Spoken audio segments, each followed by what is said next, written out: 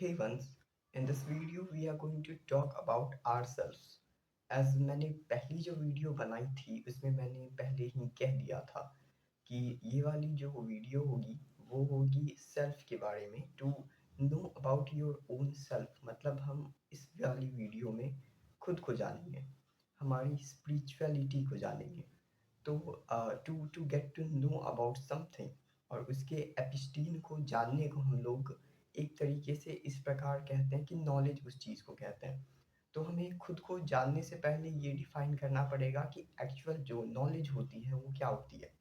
जो नॉलेज होती है, जो एपिस्टेमोलॉजी होती है किसी भी चीज़ की, और मेटाफिज़िक्स जो होती है, इन सब चीज़ों को जानने के बाद ही हम खुद को डिफाइन करेंगे। तो खुद को डिफाइन जो करना होता है वो बहुत ज़्यादा कॉम्प्लिकेटेड होता है। हो सकता है हम जिस चीज़ के ऊपर भी काम कर रहे हैं वो हो भी ना, या फिर उसका कोई भी मीनिंग ना निकले। तो इन सब चीज़ों को देखते हुए पहले हम ये सोचेंगे कि जहाँ से हम स्टार्ट करेंगे तो वो क्या-क्या चीज़ें होंगी। ये वाली वीडियो बस क्वेश्चनिंग पर्पस के लिए है कि किस-किस क्वेश्चन को आंसर करने के बाद हम खुद को जान पाएँगे। तो सबसे पहला चीज़ लेते हैं, ये जितनी भी चीज़ें हैं हर एक दूसरे से इंटरकनेक्टेड हैं। तो फिर हम ऐसा नहीं कह सकते कि कोई एक चीज़ को आंसर करके ही हम दूसरे पे जाएँगे। तो हम कहीं से भी स्टार्ट कर सकते हैं। सो लेट्स स्टार्टिंग फ्रॉम कि हम सबसे पहले स्टार्टिंग फॉर द एज। अगर हम starting of the age in sense of कि कहाँ से सब कुछ स्टार्ट हुआ, तो वहीं से सेल्फ जो हम खुद हैं, वहीं से तो हम लोग जन्म लिए हैं। मतलब हमारी विचार, हमारी धारणाएँ वहीं से तो जन्म ही है। तो अब हम लोग वापस से स्टार्ट करते हैं कि किसी भी चीज़ की जो बिगिनिंग एरा थी वो कहाँ से हुई। तो सबसे पहले बहुत कोई साइंटिस्ट बोलते हैं कि ये बिग बैंग थियरी कहते हैं कि एक एक जो ज़ीरो पॉइंट थी, फिर वहाँ से जो चीज़ थी धीरे-धीरे बननी स्टार्ट हुई and here what we are. तो अभी हम यहाँ पे पहुँचे हैं, वहाँ पे हम खुद बन चुके हैं। तो अब हम इस चीज़ को देखेंगे कि क्यों ऐसा हुआ? क्यों बिग बैंग थियरी क्यों बिग बैंग हुई, या फिर उसके कॉज़ेज़ क्या थे? और उसके होने के बाद ही ऐसा हुआ, क्या ये इम्पोर्टेंट था? या फिर ये बस एक कहानी के पर्सपेक्टिव में है? तो इन सब को आंसर करेंगे, इससे पहले हम लोग ये देखते हैं कि एक्चुअल एजुकेशन या फिर नॉलेज या फिर थॉट्स ये सब क्या होते हैं? किसी भी चीज़ के बारे में जानना इज़ नोन एज़ नॉलेज। किसी भी चीज़ के बारे में। In presence of thought, if you are awaring, if you are किसी चीज़ के बारे में जानने की कोशिश कर रहे हैं, अवेयर होना चाह रहे हैं, तो उसे हम लोग नॉलेज कहेंगे। इसे इस तरीके से देख सकते हैं कि आप अगर कहीं जा रहे हो, तो उस जाने के बीच-बीच में आप जो भी कर रहे हो और जो भी आपको याद है आपके मन में, वो सब आपकी नॉलेज होगी। और इसमें हर एक चीज़ नॉलेज है, तो फिर आप ऐसा पहले सोच सकते हो कि बुकिश लैंग्वेजेस जो होते हैं या फिर कुछ भी ऐसा कुछ लिखित दस्तावेज, यही सब नॉलेज होती है। But actually it's not how it actually you think like. जो मेन पर्पस होती है, जो मेन ऑब्जेक्टिव्स होती है लाइफ की, वो कुछ इस प्रकार होती है कि मीनिंगलेसनेस को रिप्रेजेंट करती है बहुत सारी चीज़ें। जैसे कि सेल्फ हुआ, तो एक एक पर्सपेक्टिव से this is also a meaningless thing which we can answer and we finding out by multiple variations। मतलब हम बहुत विभिन्न-विभिन्न चीज़ों के बारे में जान जाएँगे, मगर खुद तक नहीं पहुँच पा सकते हैं। हो सकता है ऐसा ना हो कि हम खुद को ना जान पाएँ, मगर हम बहुत चीज़ों को जान जाएँ। तो यहाँ पे मैं एक सिसिपस का उदाहरण लेना चाहूँगा, जिसमें वांट्स और नीड्स के बारे में बताया गया। एक सिसिपस था, उसका वो जो था ना वो बहुत ज़्यादा क्लेवर था। मतलब ये एक स्टोरी के बारे में है, उसका नाम नहीं पता मुझे, अभी मैं भूल चुका हूँ। बस इतना पता है कि वो कहीं का राजा था एंड उसको ये कर्ज़ मिला था। मतलब कह सकते हैं उसको काम भी ये मिला था, बस बट उसको बहुत लोग कर्ज़ के रिप्रेजेंटेटिव में दिखाए जाते हैं कि उसे ये कर्ज़ मिला था। उसे जो मिला था वो था कि एक पत्थर को तुम एक चट्टान, एक पहाड़ी के ऊपर जाके पहुँचाना है। बट इसमें ट्विस्ट क्या था कि भगवान ना ऐसा करते थे कि जब भी वो ऊपर पहुँच जाता था, तो वापस से वो गिर के नीचे आ जाता था। तो उस इंसान को वापस से उसको वहाँ पहुँचाना होता था। इन सब चीज़ों को करते-करते उनके अरसे बीत गए, बट वो काम पूरा नहीं हुआ। ये उसके क्रिएटिविटी को दर्शाता है, भगवान की क्रिएटिविटी को, कि वो किसी का टेस्ट कैसे ले सकता है। बट अब हम इस चीज़ से क्या समझ सकते हैं? इस चीज़ से हम ये समझ सकते हैं कि वांट्स जो भी हमारी वांट्स होती है वो आगे जाके बहुत सारी चीज़ों में डिवाइडेड हो जाता है। जैसे कि मैं किसी एक छोटे से चीज़ की एग्जांपल लेना चाहूँगा, जैसे कि कुछ भी चीज़ हुआ और जैसे कोई भी चीज़ आप अभी चाह रहे हो तो आपके चाहने के बाद क्या वो ख़त्म हो जाता है? मुझे तो नहीं लगता कि वो एक्चुअल में ख़त्म होता है। मुझे ऐसा लगता है कि आप जो भी अभी कर रहे होते हो, उन सब चीज़ों का जो वो पर्सपेक्टिव होता है वो आगे तक रहता है। इन सेंस ऑफ कि हम इस चीज़ को ऐसे भी देख सकते हैं कि आपकी नीड्स जो भी है, अभी आपकी जो भी नीड्स है, तो आप उन सब चीज़ों को फुलफ़िल करना ही आप खुद की वांट्स समझते हो, मतलब चाहत समझते हो। इच्छाएँ ऐसे ही होती है कि आप अभी इच्छा कर रहे हो, फिर बाद में जब आप उस पहाड़ी तक पहुँच जाओगे, तो आप देखोगे नीचे बहुत सारी चीज़ें हैं, तो आप अब उसके पीछे चले जाओगे कि उसे भी यहाँ लेके आएँगे। तो ऐसा ही होता है इच्छाएँ, कभी भी वो ख़त्म नहीं होता। जीवन की शुरुआत से ही इच्छाओं का होना आवश्यक होता है। आवश्यक क्या, ये होता ही है। जब भी लाइफ़ आप जन्म लेते हो या फिर मर जाते हो तभी इच्छाओं का ख़त्म होता है, नाश होता है इच्छा। आप किसी अगर बूढ़े से पूछो तो हो सकता है वो ये बोले कि अब हमें कोई भी इच्छा नहीं है अपनी ज़िंदगी से। बट एक्चुअली में ऐसा नहीं होता। ही डू थिंक, मतलब वो अब भी कुछ चाह रहे होते हैं अपने मन में, बट वो दिखाते नहीं। ये ऐसा है कि आप किसी जर्नी में हो, आप किसी किसी से पूछे कि आपको अब कोई इच्छा है, तो वो बोलेंगे कि नहीं, अब नहीं है। But actually he is wanting कि वो उस जगह पे पहुँच जाए। आप किसी अगर ट्रेन पे हो या फिर कहीं पे भी हो, किसी से भी पूछे, तो हो सकता है वो ये बोले कि नहीं, हमें कुछ इच्छा नहीं है। बट उसका ये भी मतलब है कि इच्छा को वो एज़ अ थिंग मानना चाह रहे हैं, ठीक है? इच्छा वो ऐसे देख रहे हैं कि उनके जीवन में इच्छा मतलब वो कुछ चाह रहे हैं। चाह जो है वो सराउंडिंग्स की रिप्रेजेंटेटिव में बहुत ज़्यादा ऊपर वाली चीज़ है, ठीक है? कि वहाँ पहुँचने के बाद आपको कुछ खुशी की अनुभूति होगी। बट उसके जो ट्रेन से उतरना है, वो ये सोच लिया है कि हम वहाँ उतर ही जाएँगे। वो बीच की चीज़ों को नहीं देख पा रहा है। इसी को हम लोग नॉलेज कहते हैं। नॉलेज जो होता है वो हमारे मन में होता है, but we can not pursue it, क्योंकि हम किसी दूसरी चीज़ से ग्रसित होते हैं। अगर हमारे पास 2 सोच होते हैं, तो हम किसी एक पे ही फ़ोकस कर पाएँगे। बट अगर हमारे पास कोई सोच ही ना हो, शून्य पर खड़े हों, तो हम किसी भी चीज़ पे फ़ोकस नहीं कर पाएँगे। ये थी नॉलेज के बारे में कि एक्चुअल नॉलेज किस चीज़ को रिप्रेजेंट करती है, कि एक्चुअल नॉलेज किस चीज़ को दर्शाती है। एक्चुअल नॉलेज हो सकती है कि आप उसे उस तरीके से ना देखें जिस तरीके से आप देखना चाहते हो, बट एक्चुअली वो आपके अंदर होती है। नॉलेज हमेशा आपके लेंसेज़ से ही देखी जाती है। मैं ये देखिए, जैसे मैं उस वक़्त चश्मा खोला था, तो ये इस चीज़ को दर्शाता है कि मैं फ़ोन को कैसे देख रहा हूँ। जैसे मेरे सामने कैमरा है, तो मैं उसको कैसे देख रहा हूँ।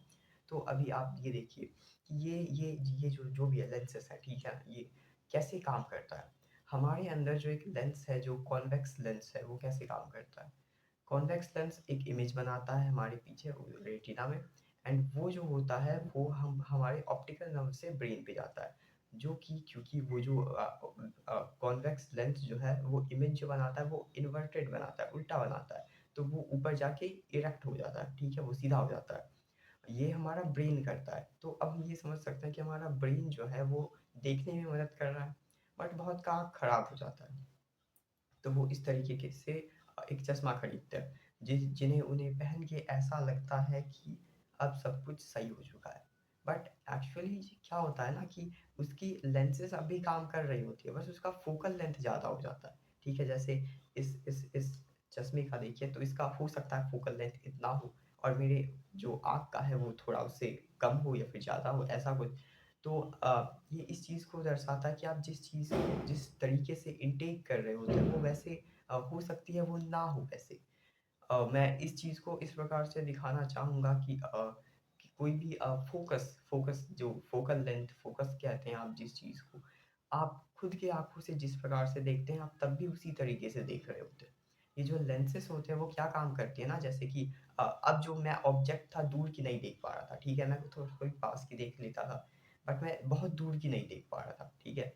अब ये चश्मा क्या करेगा ना कि उस चीज़ को, उस ऑब्जेक्ट को वहाँ लेके आएगा जहाँ से मैं देख सकता हूँ। उसके बाद मेरे खुद के जो लेंसेज़ हैं, वो खुद ही के तरीके से काम करके मुझे वही चीज़ दिखाएँगे। ये लेंस कोई चीज़ मुझे दिखा नहीं रहा है, मेरी मदद कर रहा है, देख मैं खुद से ही रहा हूँ, ठीक है? तो नॉलेज भी कुछ इसी तरीके से होती है। नॉलेज हर एक ऑब्जेक्ट में होती है, हम बस उस चीज़ को देखते हैं with our visions and we call it education, ठीक है? अब समझ में आया नॉलेज और एजुकेशन किस चीज़ के बारे में होती है। तो अब हम वापस से स्टार्ट करते हैं कि अब और कौन से क्वेश्चंस हैं। विचार और धारणाएँ। इच्छाएँ जैसा कि मैंने बोला हर एक चीज़ का अपना एक इच्छा होता है, तो मैं एक एग्ज़ाम्पल देता हूँ, ठीक है? इच्छाएँ इन सेंस ऑफ व्हाट? तो इच्छाओं को अगर हम इस प्रकार से देखें कि एक ऋषि मुनि जो होते हैं, हम कहते हैं कि उनको एनलाइटमेंट कैसे मिलेगा, किसी भी इंसान को एनलाइटमेंट कैसे मिलेगा? तो किसी को भी को एनलाइटमेंट तभी मिलता है, लोग कहते हैं कि जब वो अपनी सारी इच्छाओं और वासनाओं को पीछे छोड़कर एक साधु जैसी ज़िंदगी जीने लगते हैं। बट ऐसा नहीं होता, ठीक है? आप कुछ भी कर लीजिए, आप हर एक इच्छाओं को छोड़ दीजिए, बट उस इच्छा को छोड़ने के लिए जो इच्छा आपके मन में बसा हुआ है, आप आइसक्रीम को देखते हो, आप छोड़ देते हो कि नहीं हम नहीं खाएँगे, हम अपनी इच्छा को मार देते हैं। तो उस इच्छा को ख़त्म करने के लिए जो अंदर से एक इच्छा है कि हम इच्छा को ख़त्म कर देंगे, ठीक है?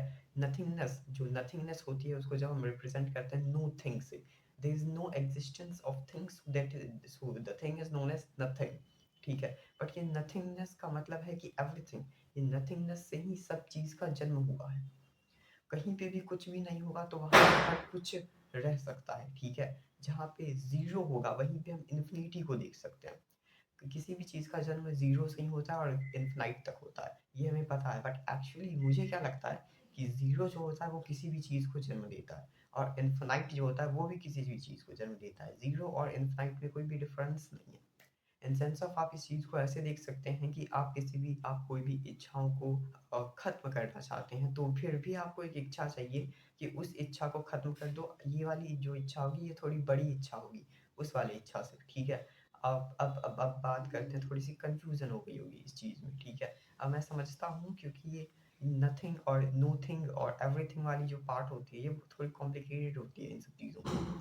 तो अब जो एनलाइटमेंट है, जो परफेक्ट एनलाइटमेंट की हम बात करते हैं, वो तो फिर साधुओं को भी नहीं होगी, क्योंकि उनके मन में भी एक इच्छा है, इच्छाओं को ख़त्म करने की। तो इस इच्छा से कैसे बचें? तो हम इन्फिनाइट लूप में फँस जाएँगे, फाइनाइट नहीं होगी ये, इन्फिनाइट लूप में फँस जाएँगे, जहाँ पे हम खुद को देखेंगे। जहाँ पे हम इच्छाओं को ख़त्म कर देते हैं, वहीं पे हमारी खुद की वैल्यू का वहीं पे हमें खुद की इम्पोर्टेंस समझ में आती है। तो यहाँ से जो आपको नॉलेज होगा वो सेल्फ की होगी और सेल्फ से ज़्यादा इम्पोर्टेंट चीज़ मुझे नहीं लगता कुछ है। To get to know about something, किसी भी चीज़ के बारे में अवेयर होना, इससे ज़्यादा मुझे कुछ लगता नहीं कि कुछ लाइफ में है भी।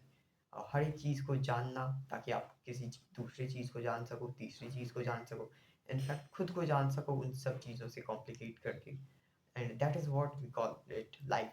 बट लाइफ को सेल्फ से कैसे कनेक्ट करते हैं, लाइफ सेल्फ में कैसे आई, ये हम बाद में बात करेंगे, अभी पहले ये ख़त्म कर लेते हैं। अब मैंने एक कहानी सुनी थी, ठीक है? जैसे कि मैंने ये हिंदू वाली बोली तो एक मुस्लिम वाली भी होनी चाहिए।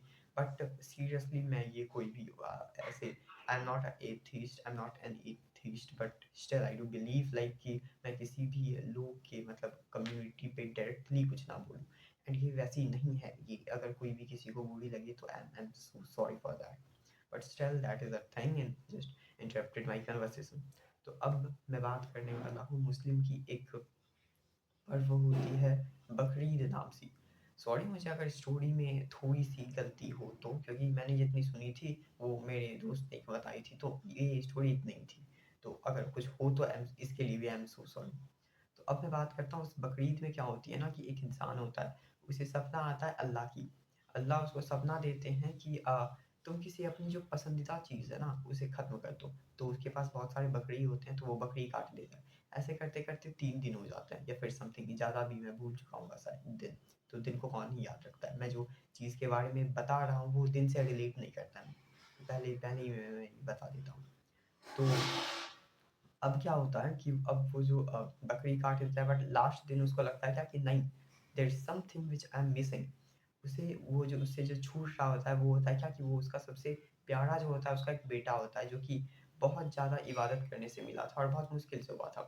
तो अब वो उस बेटे को काटने जा रहा होता है और वो बकरी में बदल जाता है, ठीक है? और अल्लाह उसको ब्लेसिंग्स देता है। तो इस स्टोरी में मुझे ये समझ में नहीं आती कि अगर आप किसी चीज़ को इतना चाहते हो कि आप उसका बलि दे दो ताकि कोई दूसरी चीज़ को आप सैटिस्फाई कर सको।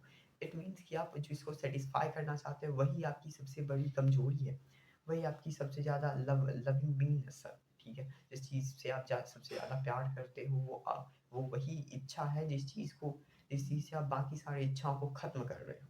सेल्फ जो होती है उसी से आप बाकी चीज़ों को ख़त्म करते हो, बाकी के नॉलेजेस को, ठीक है? जैसे नार्सिसिस्टिक हुई तो ये एक कैरेक्टरिस्टिक हुआ, कैरेक्टराइजिंग एजेंट हुआ किसी भी इंसान को कैरेक्टराइज़ करने के लिए, डिफरेंट करने के लिए, उसमें बहुत ज़्यादा इगोइस्टिक आ जाए या फिर something to relevant like that, but still I am not going with that personality benefits और something to relevant with it.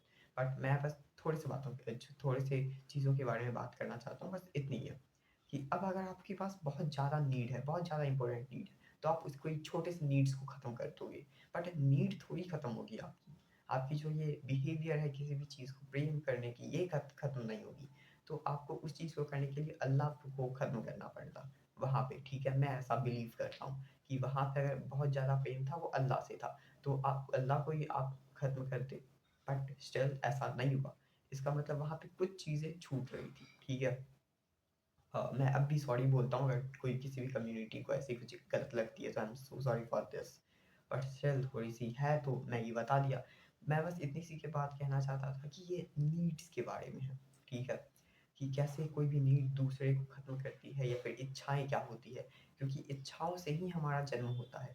जीवन का जो पूरा मार्ग होता है उसमें हम इच्छाओं के बदौलत ही जी पाते हैं। हमें ये चाहिए, हमें वो चाहिए, ये खो गया मुझसे, इस चीज़ के दुःख में हैं हम, ये है, वो है, जीवन के सारे दुखों से घिरे हुए।